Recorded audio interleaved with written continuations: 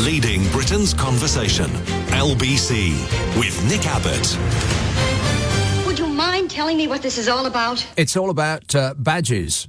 Let's see where we get with this one. Durham. Hello, Margaret. Hi, Nick. Before I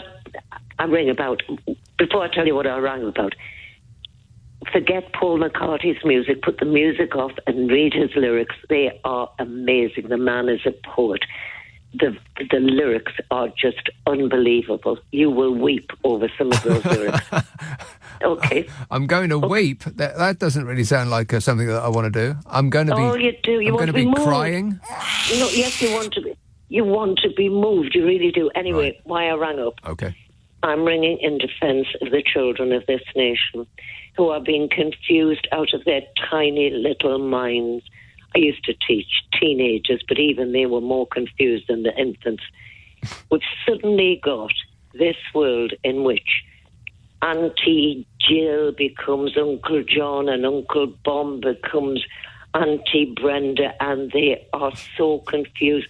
Then we'll have this plethora of pronouns chucked at them from nowhere. Dear God, what are we doing to our children?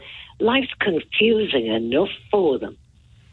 Well, Would you agree? I think that life is confusing for adults who are looking at this anew, in much the same way as older people can't really get their head around smartphones.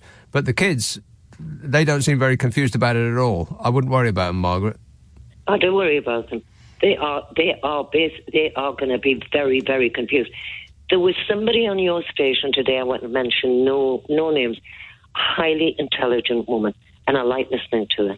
She revealed recently that she's heavily tattooed. Today she revealed she's bisexual. She loves women, she loves men, but she's married to a man. And I thought, well, who the hell is she married? And then I thought, do you know, I don't want to know about people's sex life. How does sex like? We all have. I'm not interested in who she's sleeping with and who she's sexually attracted to. We've gone, I'm doing a Mary Whitehouse here. A little bit, yeah. Bloody sex mad. I do not want to know. Right. I'll tell you what, Margaret, give us your address and I'll send you some pictures in the post. Disgusting. Thanks, cheers, my dear. 0345 6060 973. Jim texts, if you haven't already got it, do yourself a favour and get Abbey Road by the Beatles. Just play the second side, all of the tracks after Here Comes the Sun. All of the tracks to follow right up to the end of the album with the band really at the top of their game. Also, you might be underestimating John Lennon somewhat if your hi-fi does good bass. Play Come Together Loud, side one, first track. That's all very, very specific there, Jim. Sounds like you're giving me homework. Oh, no. At the weekend? But, sir... Andika texts, good evening, Nick. I ditched you last night for Guns N' Roses at Tottenham Stadium, and I am not sorry, says Andika. I heard there was big trouble getting in at that venue, that thousands of people were standing outside with no facilities while they were mucking about inside. Something about, I don't know... I've got no idea what the actual problem was, but people were stood outside that venue for hours, apparently, and they didn't have anywhere to go to the loo, and they didn't have anywhere to get a drink or nothing like that. God, I'd have been furious. But glad it went well. Simon says, sorry if I missed you last night, I was busy. Did you do... yeah, I did do, yeah. I can read some of it. BJ, as in Boris Johnson, did you do BJ in the knighthood he gave? Yeah, I did. He says, this is why I would never vote for someone with Sir in their name unless they kick a ball or sing. They probably got that title for a bad thing, not a good thing. Yeah, I mean, the whole system needs to be jettisoned. It just seems so crooked, doesn't it? And it seems like the grander the title, the worse the person. Silly country, really, we have got to stop doing this. I mean, but we never will, of course, because it benefits those in power. And it would require those in power to enact this change, and they ain't going to do it. It's a way in which the 1% keep the wealth to themselves. This silliness with the titles and the funny badges. Not the pronouns badges, the ones that the Queen doles out. It's a way to maintain the wealth and the power among the establishment. And that's it, really. It's a way in which prime ministers reward people for keeping quiet, for keeping their heads down, not making a fuss, and maintaining the secrets that they would rather not get out. I mean, it seems to me as crooked as that. And that's the way this country runs. Terrible, really. What a way to run a country, eh? Dreadful. Plato texts, not that one, presumably.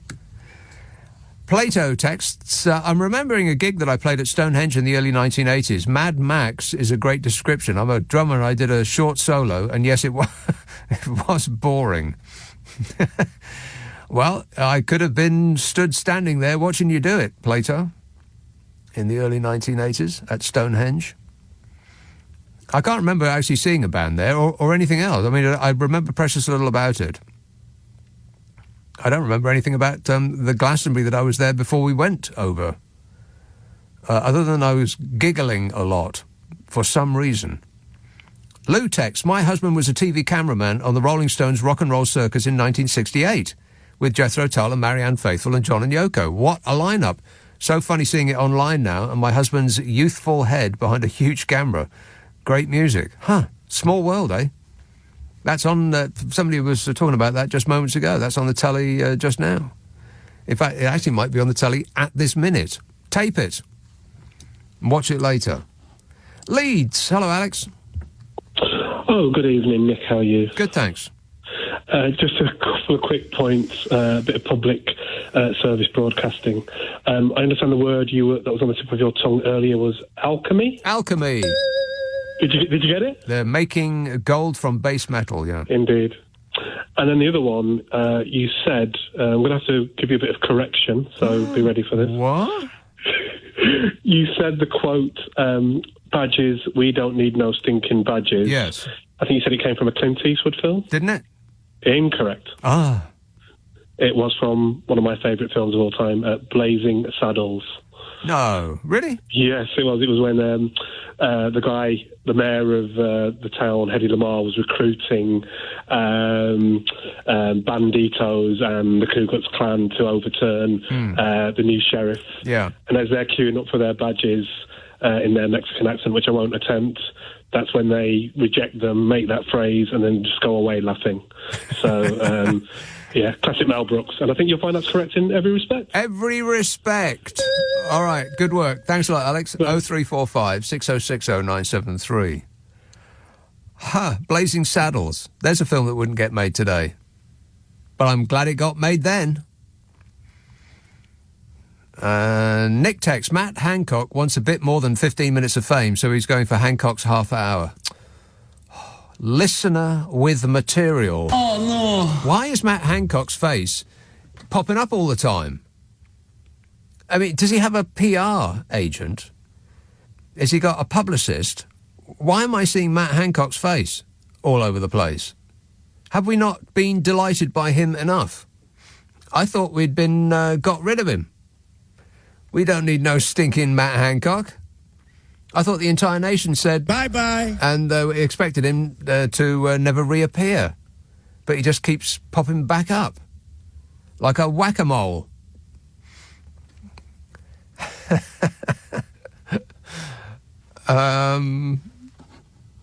Epsom. Hello, Warren. Yep. Warren. Yes. Yes, Warren. Yeah, I want to talk about the jungle music. Jungle music? Yeah. Okay. All right, go on then. Just saying what a movement we had in this country. And the clubs are all banging. And all the tunes were absolutely classics now. Jungle music? Yeah. Well, isn't that like a modern thing? You're talking about it like it's in the past tense. Oh, yeah. Yeah. Well, so I'm like nearly 50 now. Well, when did that start? Jungle music? Oh, the raves, late 80s. Right. I thought it was more recent than that. I thought it was like now.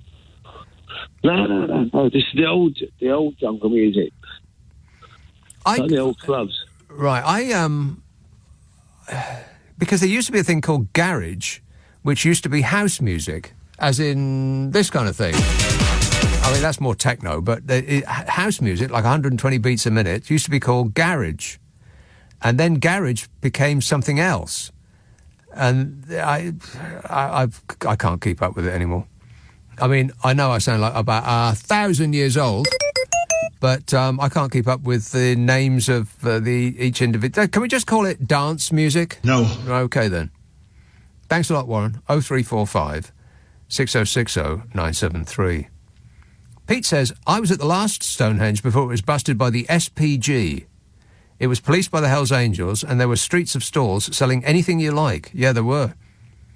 It was very, very organised. I mean, that part of it, everything else was disorganised, but the streets of stalls selling anything you like seemed to be, like some sort of small industry. I mean, I remember they had, like, glass display cabinets. Really weird, like in the middle of a field. And there would be like a small road of them. Not road exactly, but like an avenue of people with like chemists' display cabinets. It was just so bizarre. And it was all laid out there underneath glass. No food at all of any kind whatsoever. I remember there was some kids sold mushroom tea, but you probably didn't want to have any. It wasn't being sold as food, necessarily. Just say no thank you, kids. I mean, good manners don't cost nothing, do they? Be polite! 0345 6060 973. Hey, you know what? This show gets put out as a podcast. Now, at this point, people are trying to save money, to keep the lights on and a roof over their heads. So what we do with the podcast is the Friday and Saturday night shows get put out as a podcast. We take the news and the adverts out, which means it takes less time to listen to. And by that method, you will use less electricity. And by the end of the year, you will have saved up enough for a homeless please help sign. You're welcome. Ask for it by name on an internet near you. Nick Abbot, the whole show. The Friday and Saturday night shows squirted up the internet as a podcast. It's on Global Player. 0345 6060 973. Text 84850. Email nick@lbc.co.uk. If you're on Twitter, it's @LBC. If you just do an internet search on my name, Nick Abbott Podcasts, all three will come up as though by magic.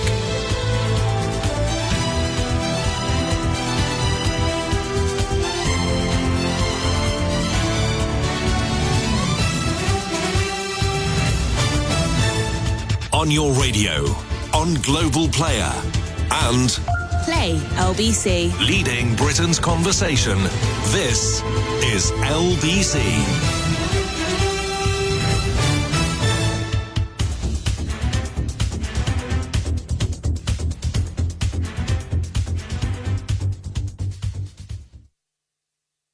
No, there is no news.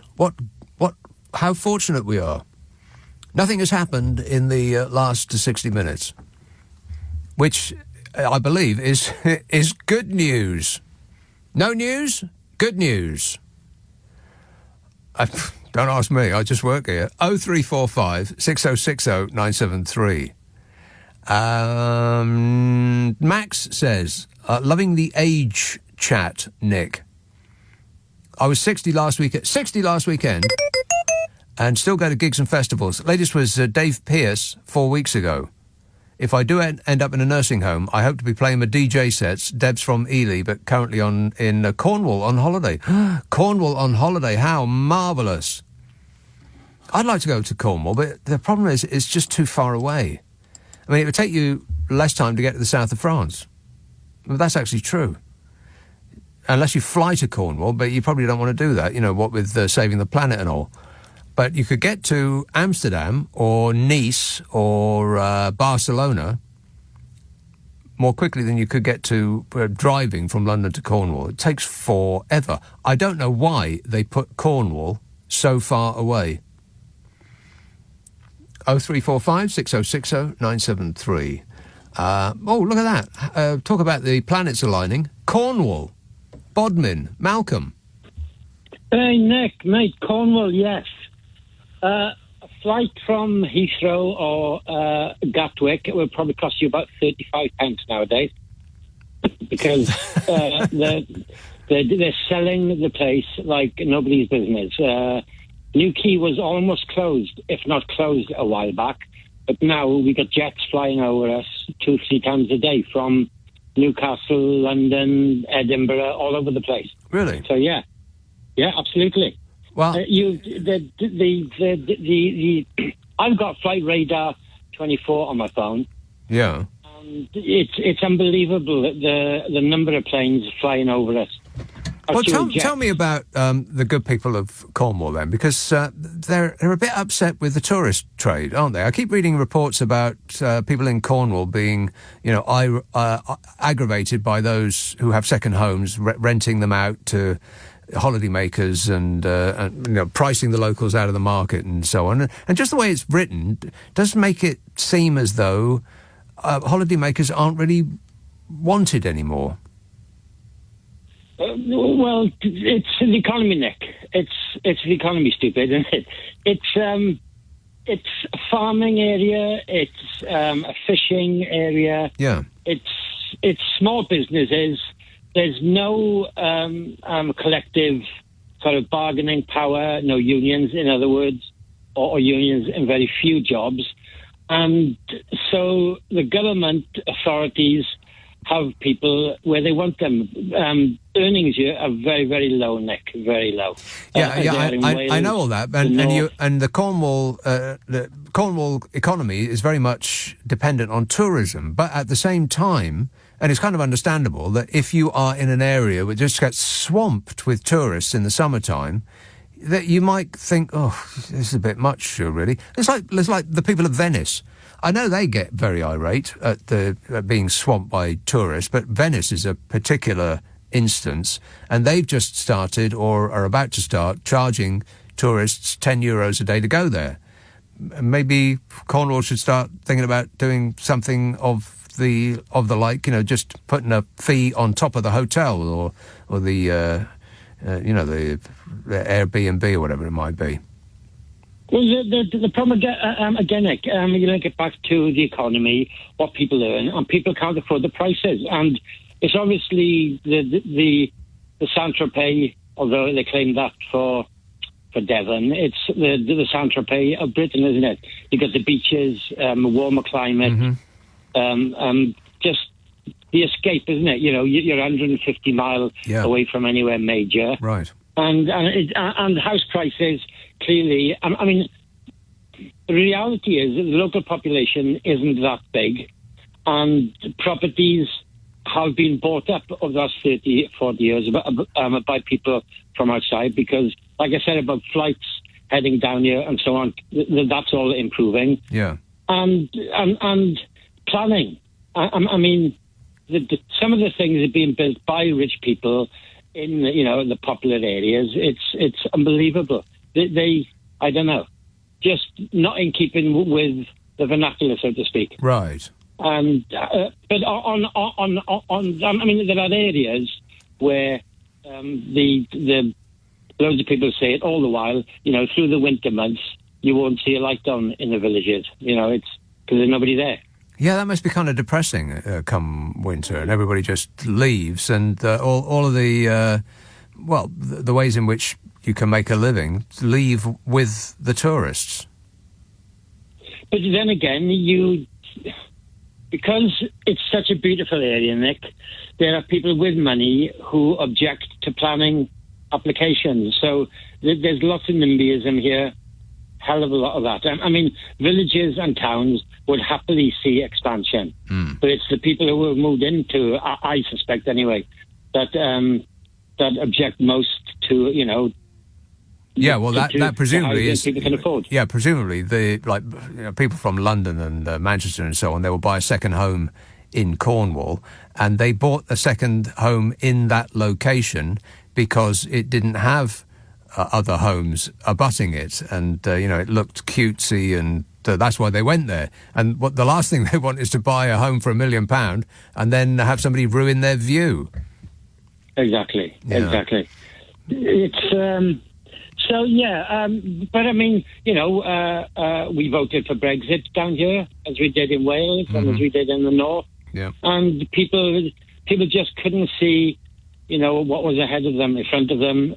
Well, in front of the noses, on their face. I mean, fishermen, farmers. But I suspect, Nick, that the next election is going to be a massive turnaround in this area. The Lib Dems will benefit because Labour really doesn't exist in this area. I'm a Labour... That's weird, isn't it? Because I would have expected the Lib Dems to be more like Surrey's, a middle-class area, well-off areas, but I would have thought that Cornwall would be more Labour, but we live in weird times and you can't tell who's doing what where now. It's the Lib Dems, middle-class people, working-class people who don't particularly... they don't identify with Labour and trade unions down in this area. And the Lib Dems are the nearest thing, as far as they're going to go from the Tories, I think. Yeah. My area, I'm a Labour supporter, joined the Labour Party to get Keir Starmer elected as leader. But here I have to vote for a Lib Dem. But here's one for you, Nick. My local MP, I think he may now be a junior minister or a PPS or whatever they call him. And he is a former postman. And he is rising up the ranks in Boris Johnson's government. And he came here to canvass in 2015. And he arrived in a battered old minibus, as the Tories do. And over he comes to my gate and he says, I'm Scott Mann, I'm here to canvass for myself as a Tory prospective candidate. And I said, man, I cannot believe that. What on earth is a postman in Cornwall doing standing as a Conservative MP? And guess what, Nick? He won. He won. Right. Well, the farming community do tend to vote Conservative. Yes, I don't really get why. Maybe that will change because, they were told that a lot was going to happen to the farming community if only they voted to leave the European Union. And a lot has happened, but not in the way that it was promised. It's like the opposite. Well, in that respect, Nick, Cornwall is very much like Wales, West Wales, from where I'm from originally. I've been in Cornwall for 30 years. But it's like Wales in that, yeah, you're right. I mean, farmers would vote Conservative, but then again, farmers are self-employed. They do all their own books. They do everything themselves. And, you never see a farmer driving around in a wreck of a car. They mostly drive around in Range Rovers and Land Rovers. That might be a bit of a cliche. Yeah, but they've got to, though. You just wouldn't... Yeah, but they've got to, though, haven't they? I mean, it'd be absolutely pointless trying to get round a muddy farm in an old banger. They've got to have at least a Land Rover or something like that. And then you've got farmers who, they may have 3 or 4 farm workers on probably very low wages. They're not going to want them to be unionised. And so, the Conservatives, I suspect, have historically been a natural home for them, haven't they? Yeah. But previous performance is no indicator of future performance, as we know. I tell you what then, Nick, what you want to do is you want to hop on a plane, 35, 40 pence ticket, and fly to Newquay, and near Newquay there's a fish and chip shop. I know you like your fish and chips. It's in Indian Queens, and I think it's called the Port and Starboard. Best fish and chips in Cornwall, I think, mate. All right, well, I'll see you at the counter. All the best, mate. I'll have it wrapped to go. Thanks a lot, Malcolm. 0345 6060 973. There's so many people who are trying to leave the country now, and they're making a big mistake, huge. I don't know why. You've seen the chaos on the news. Why are people still going to the airport? Try a staycation. Better.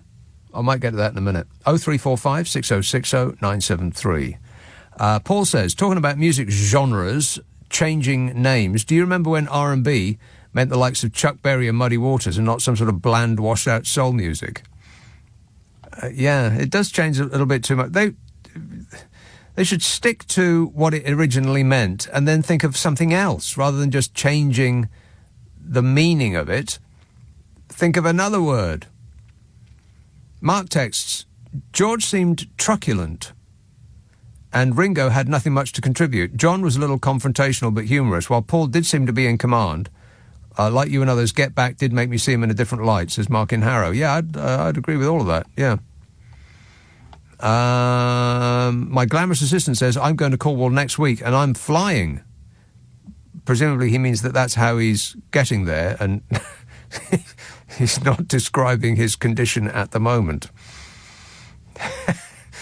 Lou says, I met a boy from Liverpool in 1965. The only reason I went out with him because he had a membership card for the Cavern Club. It was a tiny old wine cellar. Happy days. Rock and roll! 0345 6060 973. Who's been waiting the longest? Be totally fair about this. Ladbroke Grove. Hello, Michelle. Oh, hello, Nick. Michelle. Your glamorous assistant just lied to me. Lied? A liar? Yeah! He said, do you want to speak to Nick? And I said, I really don't want to wait a long time. He said, no, I'll put you on straight after the news. And I've been waiting 12 minutes, so he lied. Michelle, 12 minutes is not a long time on this show. I know. Nick, I'm a radio geek, and I was listening to your show 2 weeks ago, and I did phone in to tell Alice that when you said if you got the opportunity to take the blue pill or the red pill, you would take them both. Yeah. I honestly thought that was the best thing I'd ever heard on radio because I spent my time thinking, would they cancel each other out? Would it go into one world or another? I mean, it was just fabulous radio. You could switch between one and the other. You come out mauve, if that's any help. It was great radio, and I thought that was the best radio I was ever going to hear until I heard James O'Brien surpass himself this week. I mean, it was amazing. What did he say? So, but he was succinct. He was succinct. So it's what he didn't say that made it good. Okay. But anyway, I did phone last time to ask you, because, I'm a good radio communicator, but you discombobulate me because you're a control freak about content. So I did phone to ask you. I'm a control freak about content? Yeah, you're so good at it. You only like things that you like to hear. I think. I don't know what it is. Well, who doesn't only like things that they like to hear? But you're very good because you run the desk, you run the red light, you run everything, so you can control it more than any other radio station in the world. I am completely in control. Ask if you thought Ryland would make a better foreign minister than Liz Truss. Who? Ryland. Who's that? You don't know? Oh, you don't know who it is. Okay, well, I found that. But today, I did phone in because it's Gay Pride Day today. Yeah, is it ever? It's like New Year's Eve out there. And one of your presenters was so authentic and vulnerable and, progressing the whole thing and honest about herself. And then one of the people who called into your show felt like she was shutting down the presenter, and I got quite upset.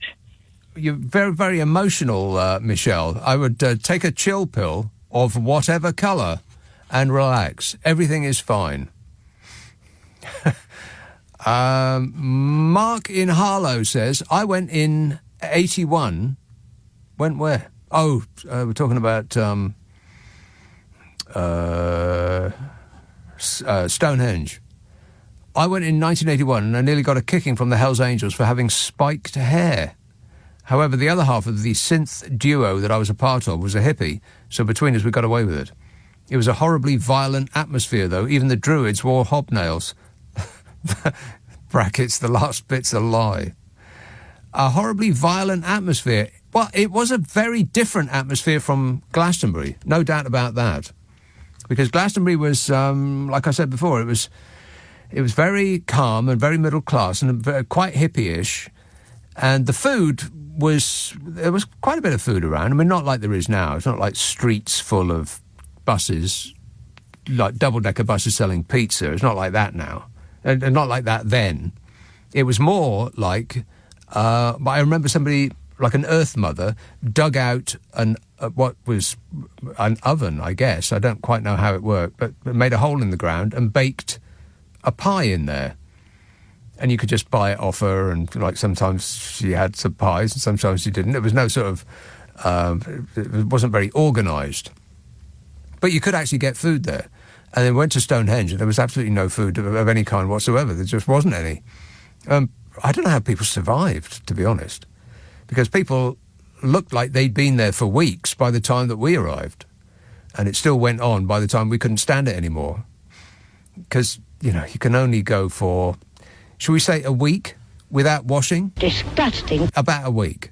And then you really, really need to wash. And I do remember quite vividly that the most, probably one of the biggest culture shocks of my life was when you left Glastonbury and or Stonehenge, and then you go back out and into the real world. And all these boring people with their boring lives, and they hadn't experienced the thing that you just had. Of course, they're the exact same people that you would ordinarily, not to think twice about. But you felt like apart from them, like you weren't part of that square life anymore. I do remember pretty much every time I ever left Glastonbury, always feeling that and being the feeling of being penned in when you went indoors. Rooms seemed very, very small, kind of like jails. You got used to it pretty quickly, but the initial feeling of having your horizon shrink to, 15-foot room or whatever, from having been looking at the horizon in fields for 4 or 5 days. Yeah, it's... but the biggest shock of all was you'd pile into a car and then you'd stop at a motorway service station, and then you'd get out and then you'd be mingling with the squares. It just seems so bizarre. Like, this is no way to lead your life, people. Be free. Let your freak flag fly. 0345 6060 973. Text 84850. Email nick@lbc.co.uk. If you're on Twitter, it's @LBC. Friday, Saturday, Sunday night at 10. Nick Abbott, LBC. LBC.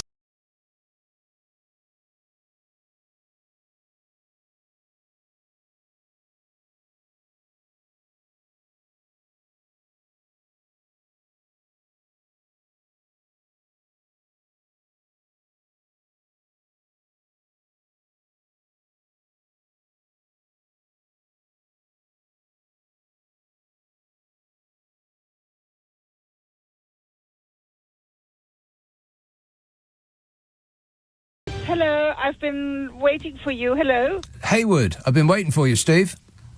Hello, Nick. How are you doing? Good, thanks. It's the call you had earlier on about the badges. We don't need no stinking badges. Remember that one? Yes. Your guy rung in and he said it came from Blazing Saddles. Well, he is absolutely correct, apart from one detail. It was included in Blazing Saddles as a homage, if that's how you pronounce it, to an earlier film, which was a Humphrey Bogart film called The Treasure of the Sierra Madre. Oh. And that was when Bogey and his mate were being robbed by some local Mexican bandits who were posing as the local law, and he has to see their badges. And it's a famous scene, and he comes back with badges. We don't need no stinging badges. It was also, that scene was also in the Stephen King book, It, if you've ever read it. No. There's one of the characters in there, one of the kids is a bit of a, shall we say, he reenacts the scene anyway to his mates, the badges, we don't need no. So I just wanted to put the record straight. That's where it come from. And you did it with... a very famous classic film. Yeah, you did it with aplomb and an excellent accent there, Steve. Oh, thank you very much. I appreciate it. Cheers. 0345 6060 973. Very, very educational show tonight, no? No. Julia says, your texter's description of Liz Truss as spluttering like an old Morris Minor reminded me of the Dead Ringers team describing her as grinning like a lobotomized chihuahua. Well, that's just rude. Nick says, the Pink Floyd Bath Festival performance of Atom Heart Mother in 1970 was the first time that it was played live, says Steve. All of this information. Jim says, so what if you saw The Who in 1976? You didn't see Peter Green's Fleetwood Mac in the Birdcage in Portsmouth in 1969. Well, that's true. That is true. Sam says, I nominate any of the Tory front bench for the next Bond villain. You know, the evil smirking one. Yeah. I do. How about the angular tetchy humanoid? My name's Dominic Raab, and I'm a Tory. I don't support the Human Rights Act, and I don't believe in economic and social rights. My name's Dominic Raab, and I'm a Tory. No, Mr. Bond, I want you to die. He'd be perfect for it. I'm getting frightened just thinking about it. John says, for the new James Bond, I'll give you the following. Johnny Rotten, Sylvester Stallone, Quentin Crisp, John Prescott. Say what you like, they've all been punched in the face a lot. I guess, yes, I suppose they have, yeah. Sometimes they've given back as good as they got. Hey, have I just... I cannot believe it. Wow. I don't think I've ever done that before. I've managed to get to the end of the text and the emails. Oh, no, I haven't. Oh, no, they've started coming in at the top now. No, I haven't. Oh, cancel that. Oh, well. Let's have Dewsbury. Graham. Hi, Nick. How you doing? Good, thanks.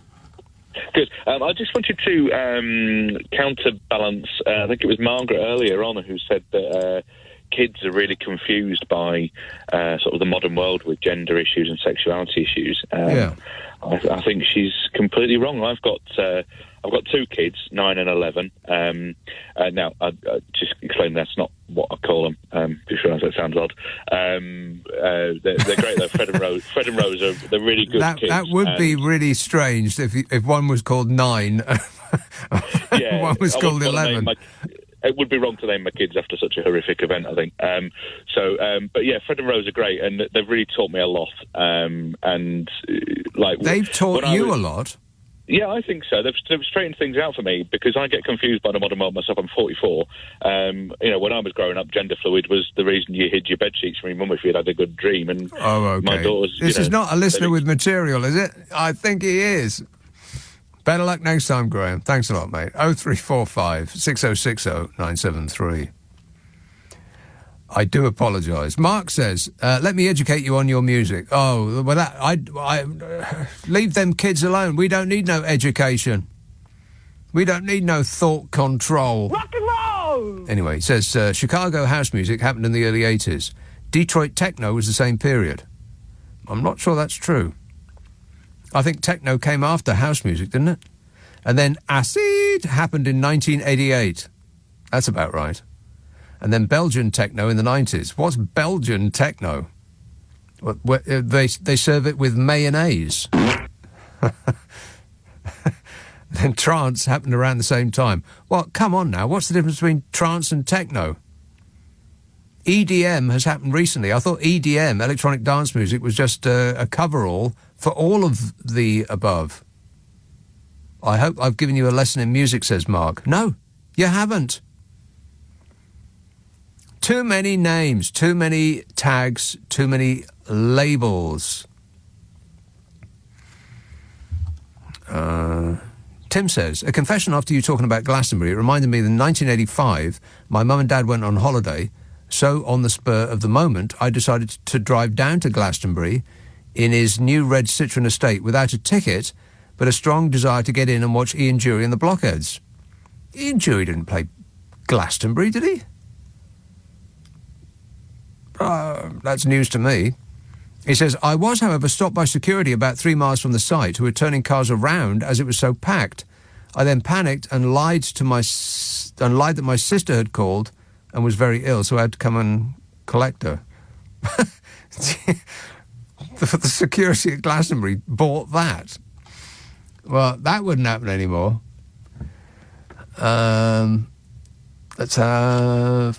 Oh, OK. Cornwall again. Port Talbot. Hello, Joe. Hello, Nick. Joe. So, just Malcolm in Bodmin earlier on was talking about a lot of stuff which was quite interesting listening for me. He mentioned Indian Queens, which is actually where I went to primary school. I'm actually from Cornwall and have moved to South Wales now, whereas Malcolm's gone the other way. Is that the name of a place, Indian Queens? It is, yeah. There's that's an odd name for a place. There are a couple of theories as to how the place got its name. I think there was a coach house there that was named the Indian Queen, and so then the surrounding area became known as Indian Queens. Right. There's also a bit of the favourite kind of origin story of the name in the village is that Pocahontas stayed there in between landing in Falmouth and travelling on her way up to London. Okay. That's the kind of the local law. So like the crest of the village is like a Pocahontas, like a Native American princess, and that's the crest, the emblem of the primary school and of the silver band. Right. I them as well, actually. But yeah, I mean, just sort of going back to the topic of Cornwall and with holidaymakers and second homes. I mean, I think one of the key issues there really is that the waiting list for social housing in Cornwall is years and years long. I mean, I appreciate it's not a great situation nationwide at the moment, but in Cornwall in particular, I mean, so much of the social housing stock which has been sold off are now being let out as holiday homes or Airbnb and what have you. Mm-hmm. So the housing is in real short supply. Yeah. Another example that right to buy thing, Margaret Thatcher. I think something of the order of 40% or even more of those properties that were sold under that right to buy thing, the Thatcher's right to buy, 40% of them are now in the hands of private landlords. So it as sold to the public, it didn't work at all. But I think as a way to get a large number of the population to vote Conservative, it probably was very successful. Yeah, sure. And it's still ongoing now. I mean, my wife used to work for a housing association before we moved here, and they would get right to buy requests coming in almost on a daily basis. Yeah. It was it's about to all start happening again. Yeah, sadly. And I mean, sorry, go on. Well, I was going to say, unless there's some more, I've got to go because I'm past the news.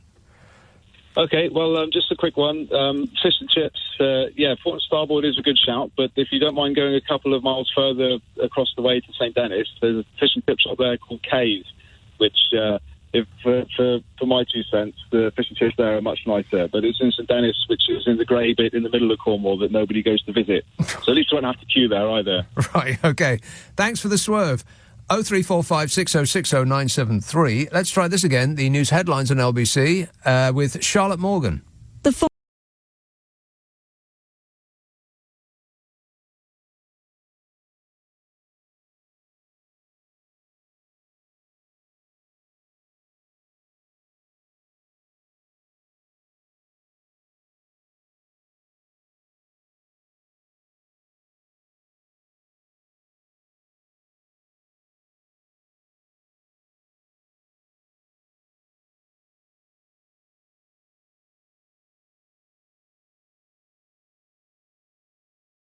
From 0345 6060 973. Thanks for asking.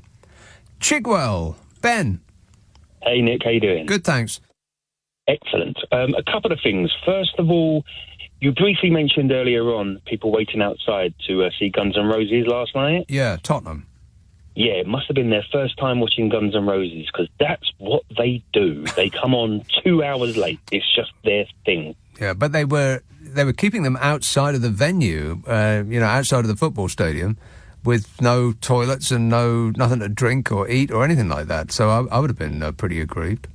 Well, a couple of things. First of all, I think it was because the sound check wasn't complete. Yeah, that's right. Didn't even do that. Yeah. And secondly, I frequent that venue many times during the season, and there's loads of pubs and stuff with toilets and drinks, and right.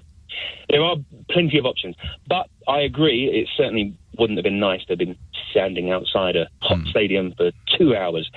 Another thing, Sophie Ellis-Bextor. Have you ever heard of her? Ellis-Bextor? Is Yes, it Baxter or Bextor? It's Bextor. You Bextor, corrected me. right. You got it right. Okay. Yeah. She sings with an exceptionally strong English accent. Does she? Yeah, very strong. Just But trying she's, to do one of her things now? Murder on a Dance Floor. Murder on a Dance Floor, that's right. Yeah, she does, yeah. Yeah, very strong English accent. Yes. But and not also- many, though. But, I mean, there really No, isn't there many. It tends to be the default position to sing in an American accent without even thinking about it. That probably is true, and I think to a certain extent, that's why so many times people say, "Oh, they're English. I thought they were American," because that does kind of shine through quite a bit. That's right. I'm actually a DJ by trade. Hey! Since my knowledge of music, and there was one other thing. Warren called earlier on, and he was actually spot on about jungle music because that started in '92. Right. And if you think about this, if you link this to the conversation you was having a little bit earlier than that with the lady who worked in the care home, if he was, say, in his early 20s, maybe even mid-20s in '92, that means he's in his mid-50s now. Yeah. So that means the care homes will have jungle music in. Well, not any care home that I'd want to be in. Mate, I'll be up for it if I'm honest. No, I can't be in the same room as jungle music. I just can't.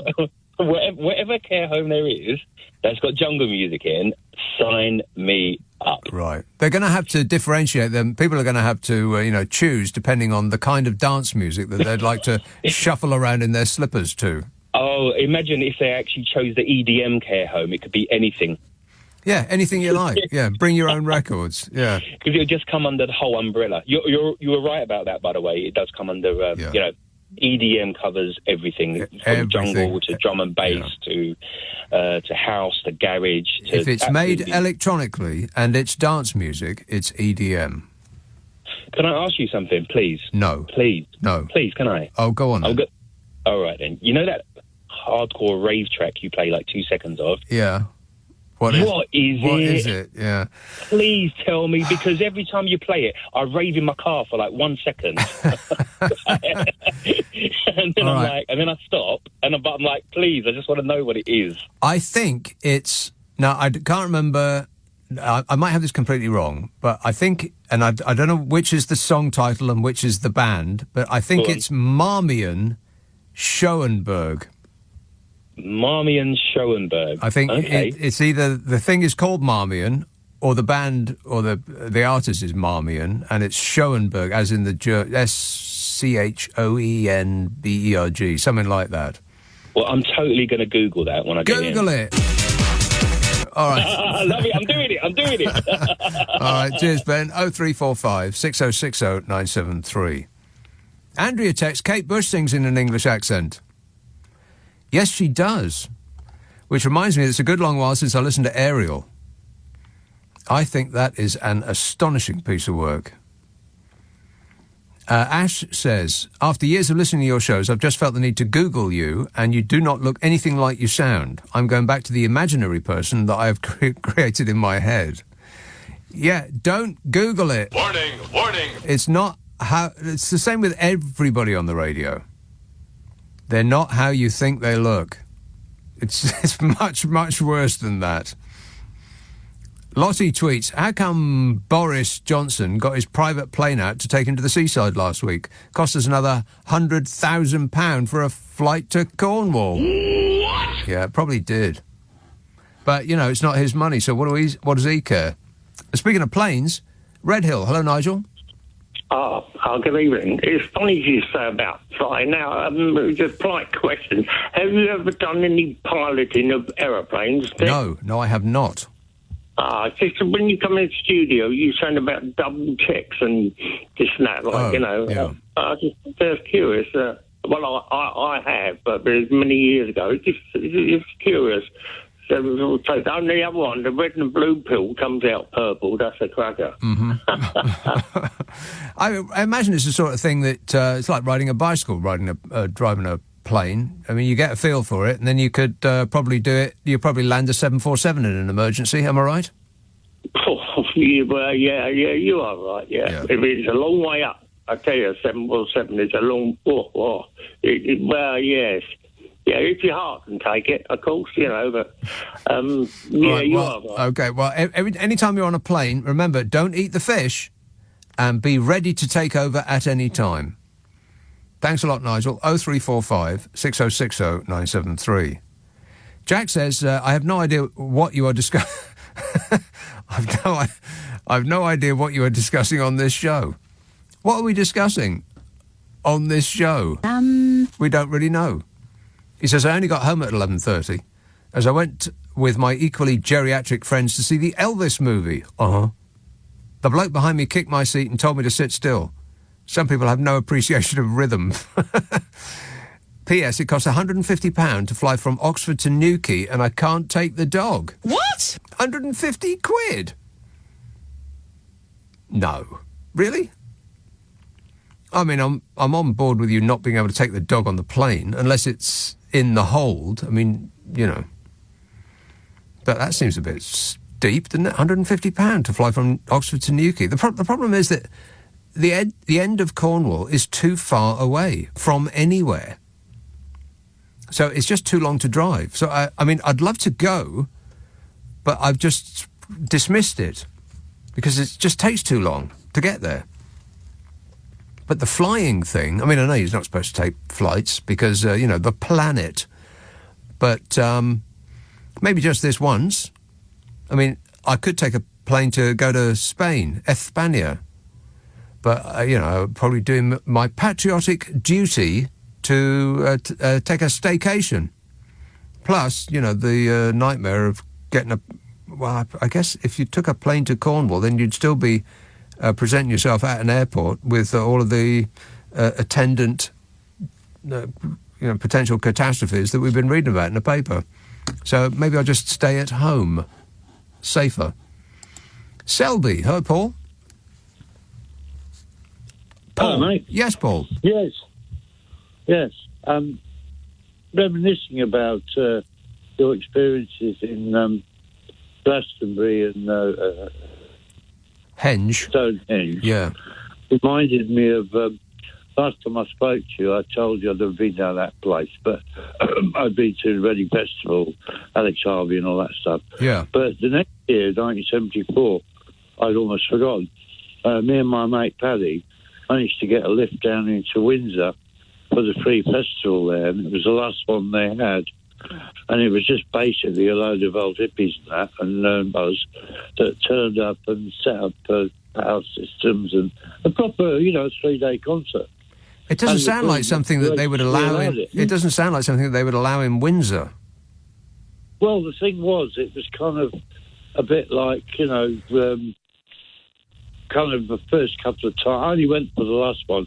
Yeah. And basically, it was kind of grudgingly allowed. And it was we were there for a couple of days, and all the usual suspects were there, like... Hawkwind. I knew you were going to say that. Hawkwind, yeah. Yeah, Gong. Yes. Remember Gong? I do. Yeah. Mm-hmm. But I'll tell you what, who was on, actually, because it was a very trippy couple of days, me and my mate Paddy. We only had a blanket. And there was this group on from the Children of God, this cult. And the most famous member has been Jeremy Spencer out of Fleetwood Mac. Huh. And he was actually there with his Children of God band and proceeded to do every Fleetwood Mac song that they'd ever done. It was absolutely astonishing. And I still to this day, because he doesn't tend to do that sort of thing. I mean, it just shows you how many crusties are there, Children of God were there and all that sort of stuff. Sadly, we left, luckily. I don't know how, I can't remember. But we left anyway, and after that, the Thames Valley Police came in and got a bit nasty. I would imagine that somebody from the castle made a phone call and said that their sleep is being disturbed. Get these hippies out of here. I think that was exactly what happened. Yeah. But anyway, it was all a bit unpleasant, I think. But we'd gone by then. And funnily enough, before I go, the very next weekend, they had a free concert in Hyde Park. Mm. So we all wandered along to, including half the reprobates that had come out of the Windsor Flea Festival. The Stones. And headlining the bill that day was Roger McGuinn of the Byrds. Right. Stones was another year. You must remember the Byrds. Well, yeah, of course. Do I remember the Byrds? Of course I do. Who doesn't remember the Byrds? All right, thanks a lot, Paul. 0345 6060 973. You can text 84850, email nick@lbc.co.uk. If you're on Twitter, it's @LBC. You should know, by the way, that I do 3 podcasts. One's with Carol McGiffin. Yeah. One's the whole show, which is the one that you're listening to at the moment. We put that up as a podcast, take the news and the ads out. Takes less time to listen to. And the other one is called the Nick Abbot Habit, which is of old shows. It's a best of old shows. I, with my own sticky fingers, take funny bits from old shows and just squeeze them together. It's a half an hour. It comes out on Monday. I think you'll love it. It's called the Nick Abbot Habit. Ask for it by name on an internet near you, or just do a internet search on my name, Nick Abbott Podcasts, and all 3 will come up as though by magic.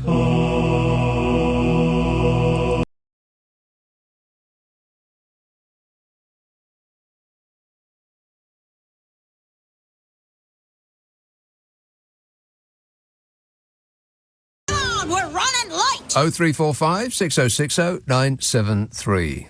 Gareth texts, I tried to ring, but the badges thing was in Blazing Saddles, but it was also in Treasure of the Sierra. Well, it's got Master written down here, but probably Madre, with Humphrey Bogart first. Yep, that's what I heard. Fulham, hello, Martin. Hi. Martin. Going back on the American accent in English pop singing. Yes. I remember growing up thinking, swearing that Dusty Springfield was American, but she was British, and she just sang with an American accent. Yeah, it's very difficult, actually, when you try, even if you try to do it yourself, it is kind of hard to sing with an English accent. It does sound a bit odd. Actually. Yeah, but you say that, and I thought, I don't know whether it's just an osmosis thing. People are, I know someone very well who just automatically picks up people's accents. It's maybe out of politeness, I don't know, but she might be that she just generally doesn't know she does it. She knows she does it. But then also another well-known singer who sings with an American accent is Amy Winehouse, and I just get cynical thinking it's like the Mick Jagger and the Stones singing, maybe deliberately singing with an American accent to help sell songs, sell their numbers in the American market. Well, so they look lucrative. I'm sure it doesn't hurt. No.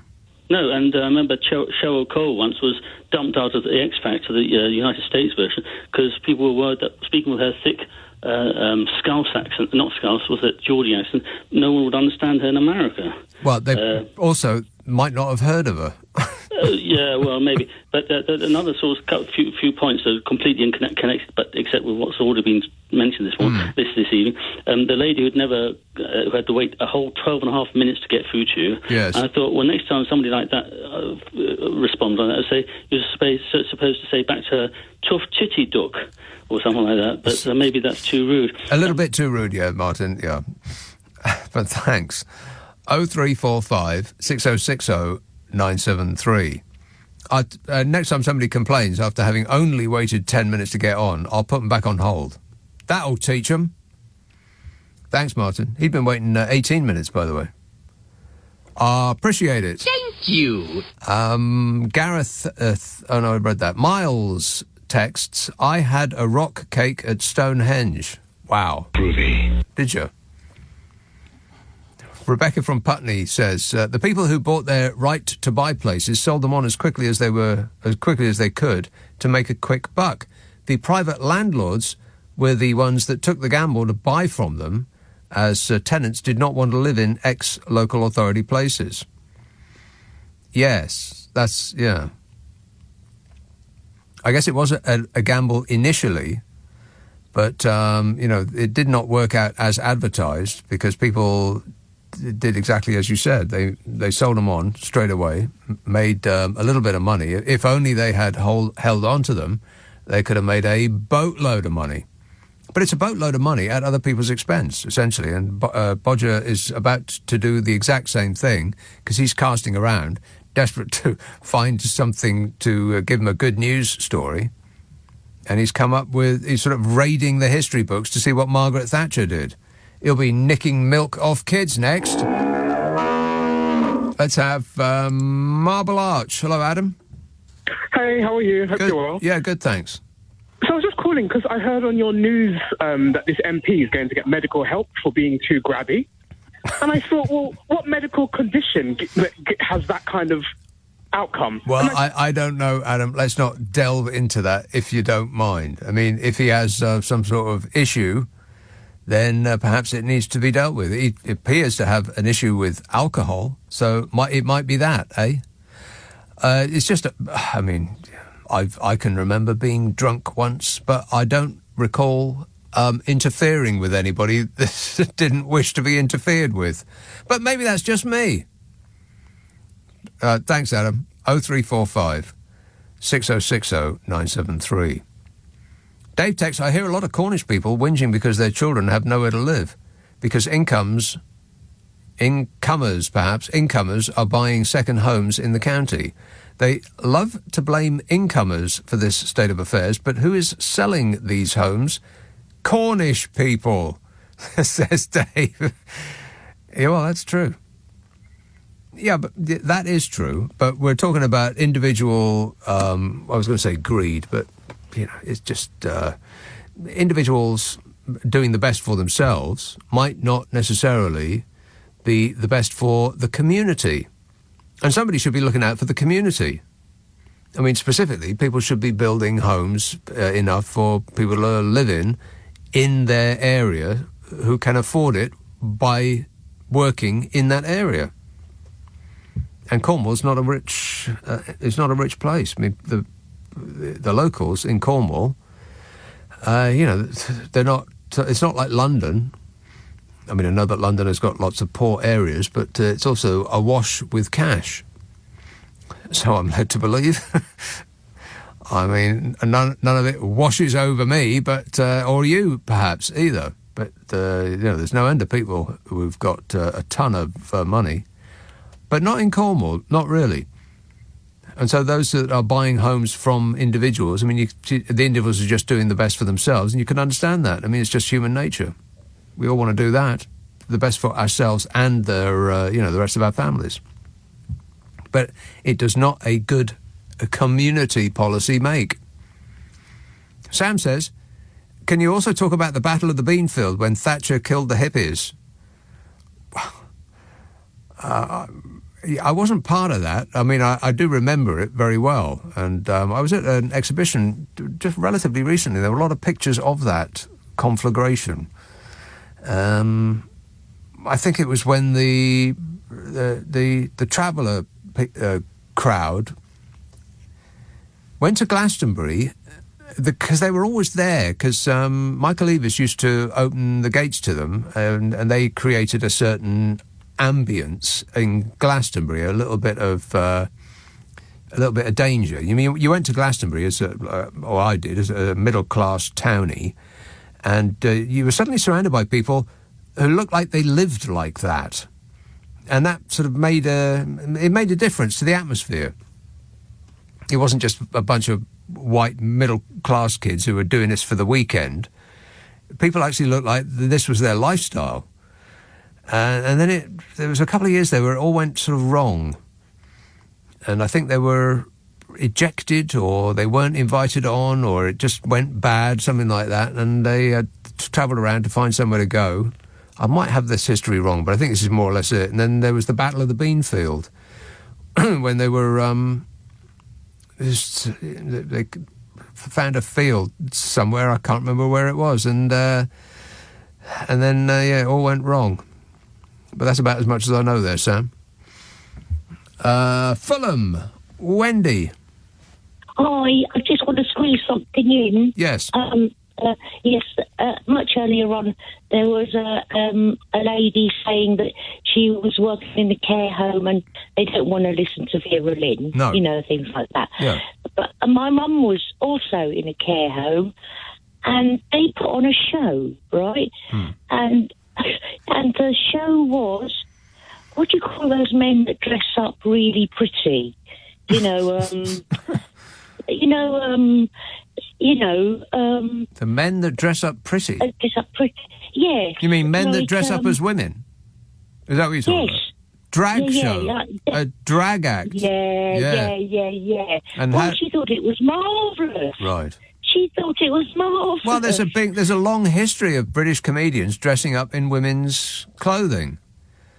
But pretty much every comedian on the telly in the 1970s, at least, and back further than that, but the 70s is what I remember, they all did it. For laughs. So that's probably what your mother was remembering. But yeah, she had a very good memory of that day. Yeah. They came to perform, and they looked so beautiful, you know. Well, if you say so. So beautiful. Okay, then. Good night, then. All right, cheers, Wendy. Yeah, it's odd. I mean, it's hard to think of a comedian who didn't do that. They all did on TV. And in America, it did not work at all. They hated it. To the point that, you remember that Queen video, Wanna Break Free, I think it was, when Freddie came on in a pinny and a short dress and he was doing the hoovering? You remember that? That was for the British audience, and they made that thinking, you know, this will be funny. The kids will love it. And it went down fine here because nobody really batted an eyebrow or batted an eyelid or raised an eyebrow. But when they played it in America, the Americans went, "What? What's this? Hang on a minute." And then they started to add it up. Queen, oh no. Didn't go down well at all. Went down like a Led Zeppelin. Rock and roll! All right, that's it. Thanks so much. That was fun. I enjoyed that. I will be back tonight with my Abnormal Normal show, tonight at 10 o'clock. Jim Diamond is here at 4. But first, Clyde Ball. Nick, thank you. Coming up after the news at 1. Do you support one of the smaller... Oh, we are having music, right. Do you support... do you support one of the smaller parties? If so, why? We talk a lot about the red and the blue, the Conservatives and Labour, Johnson and Starmer, but I thought we'd just spend a bit of time talking about the other parties for a change. So if you are a supporter of one of the other parties, then... do give me a call after 1. Also, Chris Boardman, the cyclist, has taken up post as the government's first National Active Travel Commissioner, and his job is to get people out of their cars. How is he going to do that? What would get you out of your car? 0345 6060 973. On your radio, on Global Player, and... Play LBC. Leading Britain's conversation. This is LBC. From Global's newsroom at 1 o'clock, the Foreign Office is investigating claims by Russian state media that 2 more British men have been charged with being mercenaries in Ukraine. It's reported Dylan Healy from Cambridgeshire and Andrew Hill from Plymouth are refusing to cooperate with investigators. Senior fellow at the Centre for European Analysis, Mark Voyager, says it's tricky for British officials to negotiate their release. Why is it so complicated? Well, because the so-called Donetsk People's Republic is not an internationally recognized entity, although Moscow claims that there is a court there that has issued the sentence, as you know, a week or so ago. This was a kangaroo court. It's a sham trial. Downing Street insists Boris Johnson was not aware of any specific allegations relating to Chris Pincher before his appointment as Deputy Chief Whip. The MP is under investigation for allegedly groping 2 men while drunk at a private members' club in London. Economics editor at The Independent, Anna Isaac, has told LBC it still puts the Prime Minister in a difficult position. There was some trickiness around what did the Prime Minister know when about the reputation that Mr Pincher may have had prior to receiving this very significant promotion to Deputy Chief Whip. It's a very sensitive role within government. You're in charge of party discipline more broadly, so how should MPs behave as well as vote? The The NHS says the number of people checking bowel cancer symptoms on its website has increased tenfold following the death of Dame Deborah James. She passed away this week at the age of 40 after being diagnosed with the disease in 2016. Hundreds of thousands of people have marked 50 years of pride by watching or taking part in London's events. But uniformed officers from London's Metropolitan Police Force haven't been among them after concerns over confidence in policing. Campaigner Peter Tatchell has been involved in the parade since 1972 and says he knows this doesn't apply to every officer. There are many good police officers. They are welcome to join us in civilian clothes, and that's what they're doing today. I'm really pleased the Met Police have listened to our concerns. We want to get the institution reform, and then, of course, the police will be welcome back in the parade. LBC weather. Dry for most overnight with some heavy showers in parts of Northern Ireland and Scotland, a low of 8. A mix of sunshine and showers later, turning drier for most by this afternoon, a high of 23 degrees. 23 degrees. 23 degrees. 23 degrees. 23 degrees. 23 degrees. 23 degrees. 23 degrees. 23 degrees. 23 degrees. 23 degrees. 23 degrees. 23 degrees. 23 degrees, 23 degrees, 23 degrees.